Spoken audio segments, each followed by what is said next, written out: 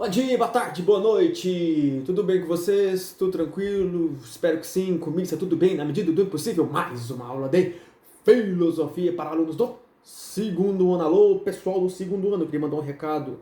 E espero que vocês passem esse recado adiante. Estou de olho no pessoal que não está assistindo as minhas aulas. Vou ficar muito esperto que essa galera que não está assistindo as minhas aulas não está fazendo, consequentemente, as minhas atividades. Lembrando que, agora sério, é importante a gente fazer as atividades, porque quem fizer as atividades pode ficar tranquilo. Quem está assistindo as aulas e está fazendo as atividades pode ficar tranquilo com relação à prova.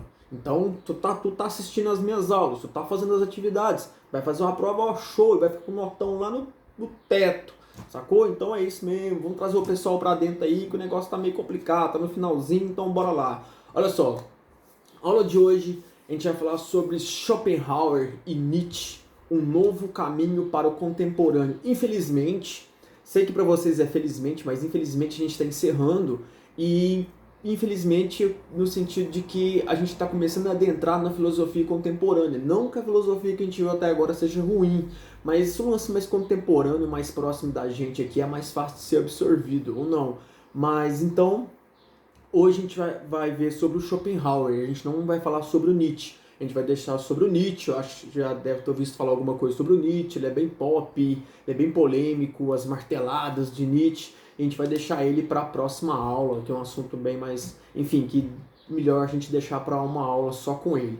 E hoje a gente vai falar sobre o Arthur Schopenhauer, eu adoro esse nome, Schopenhauer, isso que é nome, não Fábio, tinha que ser Schopenhauer. Schopenhauer, vem aqui. Então a gente vai falar sobre o Schopenhauer, a gente vai falar no nosso material novo aqui, tá? A gente vai ver da página 10 até a página, desculpa, da página 5 até a página 10. Depois tem o dever, que é da página 10 até a página 12. Opa, já soltei um spoiler, não podia. Mas enfim,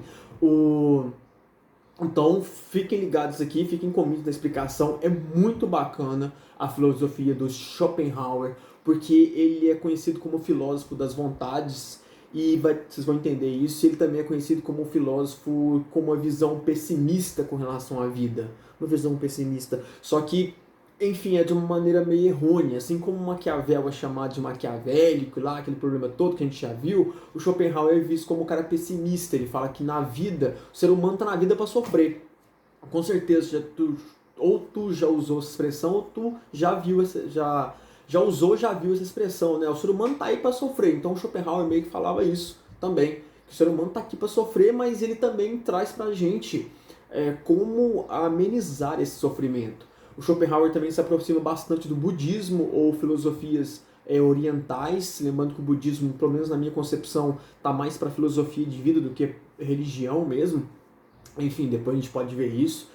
E então ele não é só aquele cara baixo astral, é um cara baixo astral de início, mas que ele vai trazer para vocês um monte de formas para você amenizar essa dor. E o interessante é o seguinte, que uma dessas formas de amenizar esse sofrimento, né, porque o ser humano está sempre em busca de vontade, só que vontades que ele nunca consegue alcançar, e às vezes é um negócio meio egoísta, ele começa a se chocar com outros seres humanos, um problema todo que a gente vai ver daqui a pouquinho.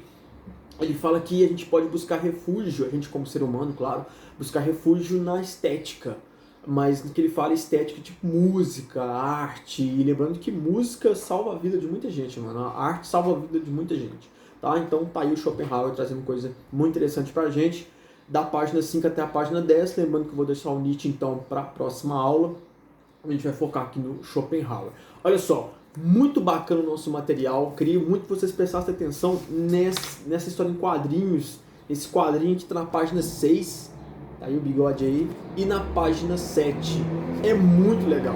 Se você fragar um pouquinho, se você entender um pouquinho de filosofia, você vai entender que tem toda uma graça aqui, tem todo um humor aqui.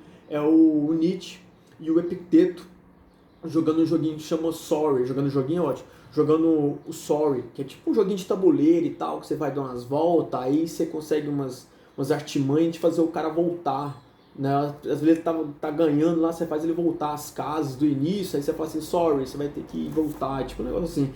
E depois, então tá jogando no início o Nietzsche e o Epicteto, com toda a filosofia dos dois e tal, eles debatendo sobre o jogo, a visão deles em relação ao jogo. Depois aparece o Buda com toda a visão dele também, eles deixam o Nietzsche muito bravo. E depois no final chega o Schopenhauer, meio que deixa todo mundo baixo astral terrível, de mesmo de menos o Buda, lógico, e o Epicteto. E, enfim, o Nietzsche fica mais pé da vida com essa situação aí. Então é legal, é uma coisa bem simples, é um quadrinho, cada um colocando a sua perspectiva filosófica ali, de acordo com o joguinho lá do Sorry, enfim, eu nunca joguei o jogo, eu conheço só a música do Justin Bieber que tem esse nome, enfim. O seguinte, então a gente vai ver aqui, ó, no primeiro momento aqui na página 7, o pensamento de Arthur Schopenhauer, sim, a pronúncia é essa, uma primeira crítica ao idealismo alemão. Então, a crítica principalmente ao Kant, que a gente viu na aula passada. Beleza? Então, o interessante da filosofia é isso, eles vão se criticando e assim eles vão construindo uma filosofia mais próxima da verdade. Mas tomara que nunca chegue à verdade, senão vai ficar sem graça. Mas vamos lá. Aperta o cinto e vamos começar. Arthur Schopenhauer. Além de ser o filósofo da representação, Schopenhauer é conhecido como filósofo da vontade. Vocês vão entender isso direitinho e não esquenta a cabeça não, olha só. O Schopenhauer, ele nasceu na Polônia, viveu em 1788 e foi até 1860, então ele viveu ali no final do século XVIII até mais da metade do século XIX, beleza? Ele faz parte, a corrente filosófica dele é o idealismo alemão, a gente vai comentar sobre isso.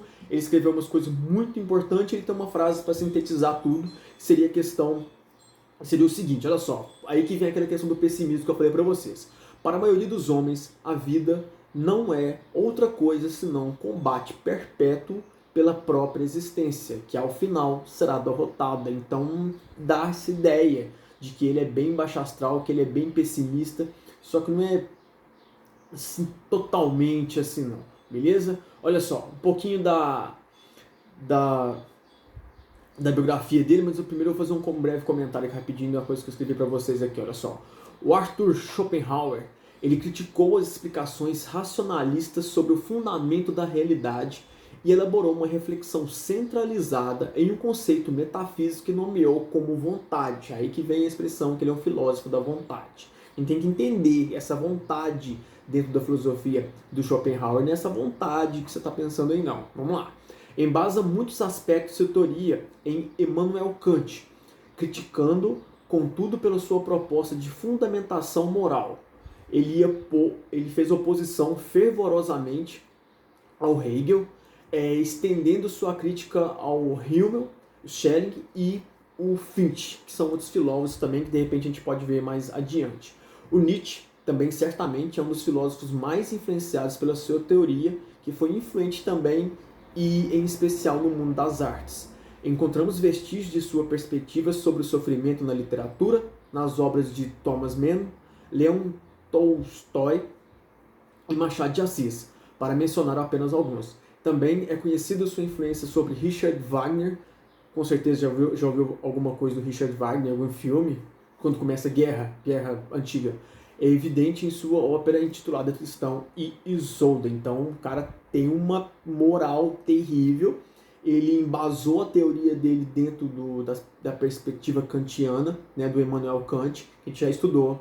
Ele se opôs ao Hegel, que a gente já estudou, ele criticou muito o Hegel, assim como Marx também fez, mas o Schopenhauer em outro ramo da filosofia. Então ele fez uma crítica bem fervorosa ao Hegel, tá? E ele influenciou muito Nietzsche, que vai ser o próximo, a gente vai estudar, além de influenciar uma galera dentro da música e dentro da literatura. Então, mano, a gente tá falando de pouca coisa aqui não. Tá falando de um cabra porreta, esse polonês aqui, o bicho é feio, mas vamos lá. Quem sou eu para julgar?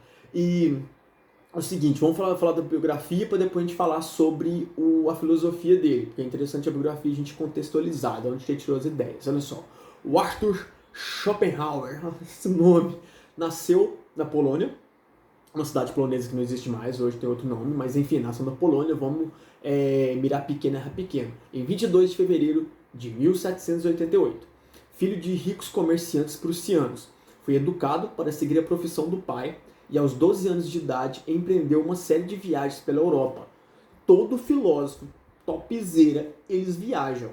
Mano, viaje. Saia desse mundinho seu aí, dá um rolê, vai ver outras perspectivas, pelo amor dos deuses. Então ele foi viajar. A morte de seu pai permitiu-lhe abandonar a carreira comercial e voltar-se para o estudo universitário. Viajar e estudar. O segredo está aí. Em 1813, doutorou-se pela Universidade de Berlim com a tese sobre a quádrupla raiz do princípio da razão suficiente. Em, em 1818, publica sua principal obra, O Mundo como Vontade e Representação. A gente vai tratar sobre isso aqui. A partir de 1831, ele se estabelece em Frankfurt, onde leva uma vida solitária. Todo filósofo também é meio solitário, mas isso aí é complicado. Ao longo da vida, ele teve problemas com a família, falta de reconhecimento na universidade, onde o curso lá que ele dava na Universidade de Berlim contava com 4 alunos, mais ou menos, doenças e dificuldades econômicas. Esse é o lado negro da filosofia também, é raro. Tem uns que vivem pleno, mas tem outros que sofrem. E ele morre em 21 de setembro de 1860, vítima de um ataque cardíaco aos 72 anos. Então essa é a trajetória bem rapidinha aí do Schopenhauer. Beleza? Contextualizando aqui, agora vamos para dentro da filosofia do cara. A filosofia de Schopenhauer. Galera, como mais uma vez, eu falei isso 300 mil vezes, dá uma lida no nosso material. É claro que vocês vão ler o material, é super simples. Aí tem um quadrinho, depois tem a página 7, 8, 9, 10, enfim, bem rapidinho. O que eu estou trazendo para vocês é um pouco do nosso material. Aliás, é muito do nosso material e muitas informações adicionais. Porque se eu não for trazer informações adicionais, então eu vou ficar lendo o material aqui para você. Tá? Então não faz sentido que você vai fazer isso, você vai ler. E depois fazer as atividades. Então vamos lá. Para vocês um pouquinho sobre a filosofia de Schopenhauer. A filosofia de Arthur Schopenhauer é influenciada por Immanuel Kant. Então ele teve a influência do Kant, filósofo que a gente já estudou. Tem vídeo sobre o Kant aí para trás. Mas sem uma razão imponente. Por ela, entende-se que o que conhecemos do mundo é apresentado a nós pelos sentidos e é organizado subjetivamente. A razão apenas forma ideias abstratas com os dados empíricos.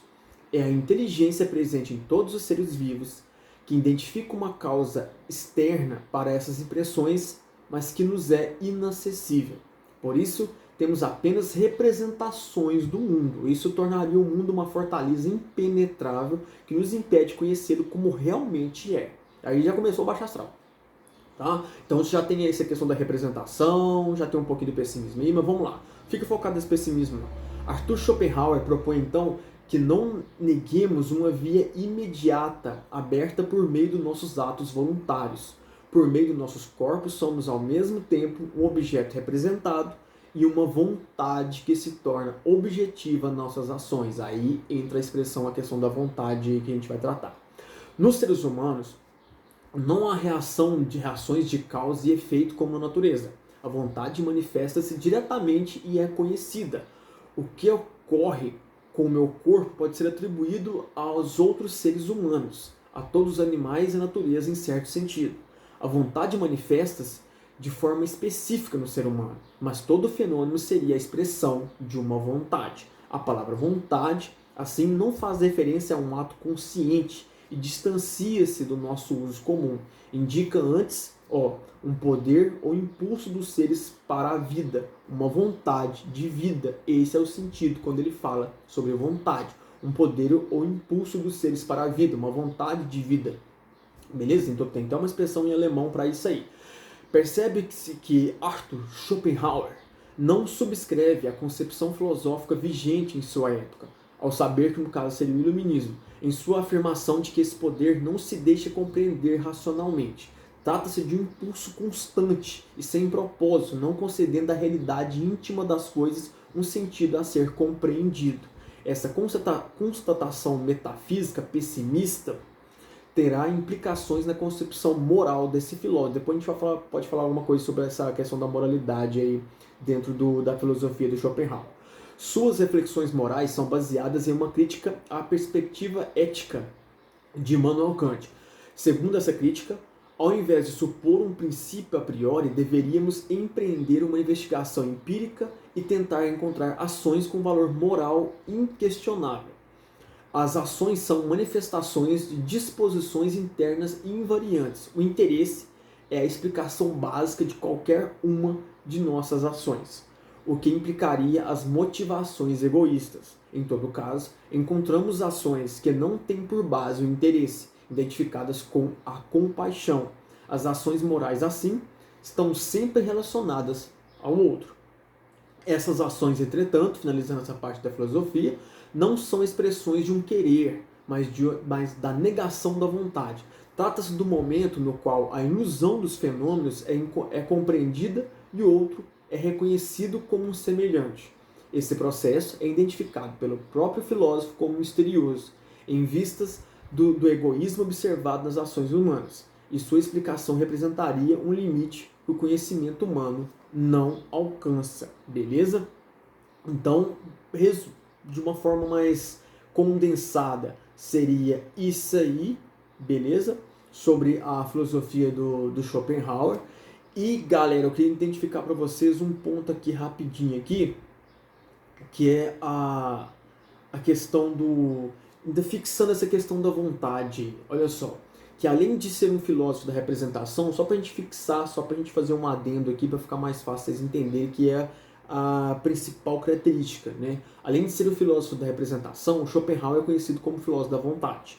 Né? Então, falei para vocês no início sobre esse lance da representação e também falou sobre esse lance da vontade. A vontade é a próxima essência da subjetividade, isto é, a própria essência do eu, irracional, desprovida de conhecimento, causa em si mesma sem fundamento, possuidora de um infinito desejo de afirmar-se. A vontade é o que faz as aves migrar e os tigres acasalar. Nos outros animais, a vontade se expressa no instinto. Mas diferente de outros animais, o homem possui consciência de sua vontade. A vontade é um cego robusto e carrega um aleijado que enxerga. Esse aleijado é a nossa consciência. Essa analogia aí, se você for pensar, ela faz um sentido muito bacana.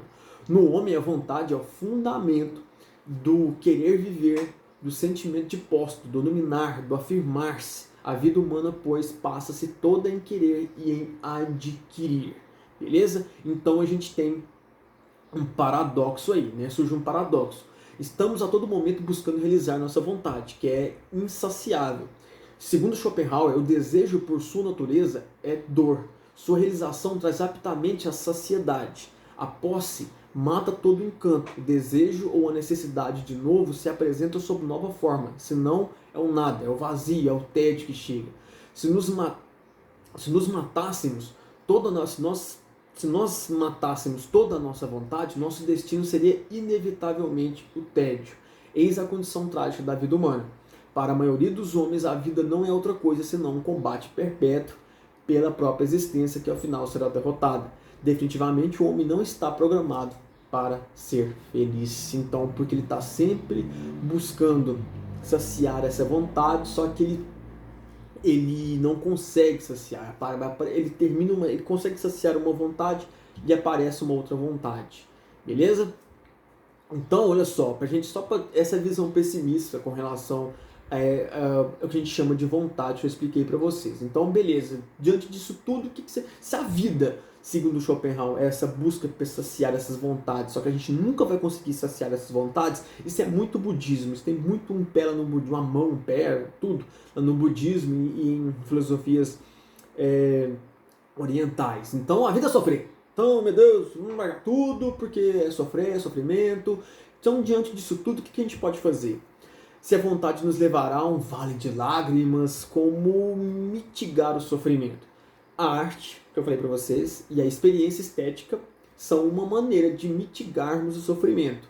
Na música se ouve a vontade, a essência da vida se expressando. Com a máxima de Schopenhauer, a música é a vitória do sentimento sobre o conhecimento. Beleza? Então é mais ou menos isso aí, ó, aquele lance da influência oriental. Ó. Além disso, inspirado na ideia oriental do Nirvana, não a banda, mas a iluminação, onde só o Buda conseguiu chegar, eu acho que só o Buda, Schopenhauer prevê a força da intelectualidade para amainar a vontade. Olha só, é muito legal isso.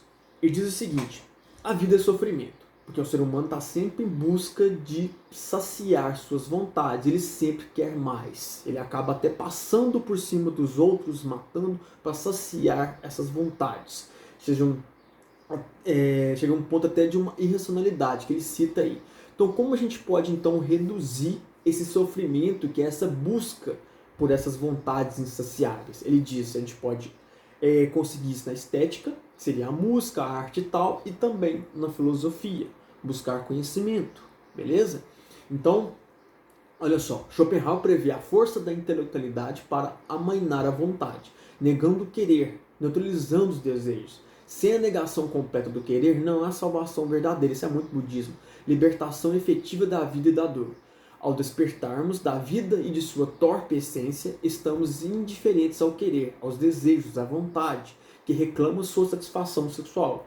Se não fizermos isso, nossa vida será uma tortura da vontade, insaciável. Então, o Schopenhauer fala que a gente tem que se libertar disso, sacou? Então, por algo que seja por meios dentro da filosofia, né, dentro da busca pelo intelecto maior, sempre buscando um nível maior de intelectualidade, ou na música, ou nas artes, enfim, que seja.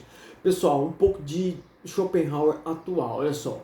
O nosso filósofo da vontade, no caso Schopenhauer, foi fundamental para o desenvolvimento das reflexões sobre psicologia. Alô, pessoal que quer fazer psicologia. Schopenhauer defendeu a ideia de que o homem não é um ser unificado e racional, que age conforme os interesses, mas um ser fragmentado e passional, que age influenciado por forças que fogem do seu controle. Hoje, mais do que nunca, debate-se no cotidiano a influência das paixões, ou do inconsciente, na linguagem atual, né? A influência do inconsciente em nossa vida. Qual é a raiz da depressão, do suicídio ou da síndrome do pânico? Por que essas questões aparecem atualmente mais do que nunca? Em outras palavras, hoje se admite que existem instâncias não racionais que influenciam enormemente nossa vida e que de alguma forma precisamos lidar com elas. Assim, a visão schopenhaueriana de um ser não estritamente racional parece mais atual do que nunca. Então nós temos vontades racionais e também temos vontades irracionais, ainda que estão até longe de ter uma explicação plena. Então, o Schopenhauer, além da filosofia, ele vai chegar lá na psicologia também, beleza? E Schopenhauer, então, está muito atual com essa questão da vontade, principalmente dessas vontades irracionais, que a gente não tem uma explicação plena sobre isso aí, beleza? Pessoal, o vídeo acabou ficando um pouco mais extenso do que eu gostaria, e eu vou marcar para vocês as atividades, beleza? Sei que você estava preocupado com as atividades. O que a gente vai fazer? Super tranquilo, vou dar um grande espaço de tempo e compartilhe com seu amigo essa informação da atividade. Vamos todo mundo participar, porque tem gente aí que tá complicado, mas vamos lá.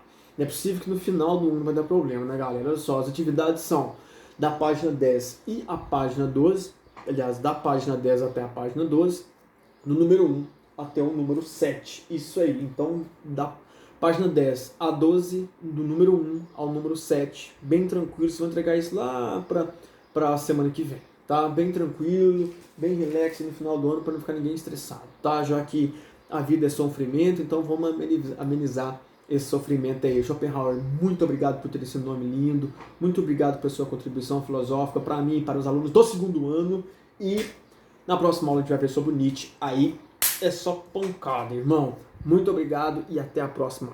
Fui!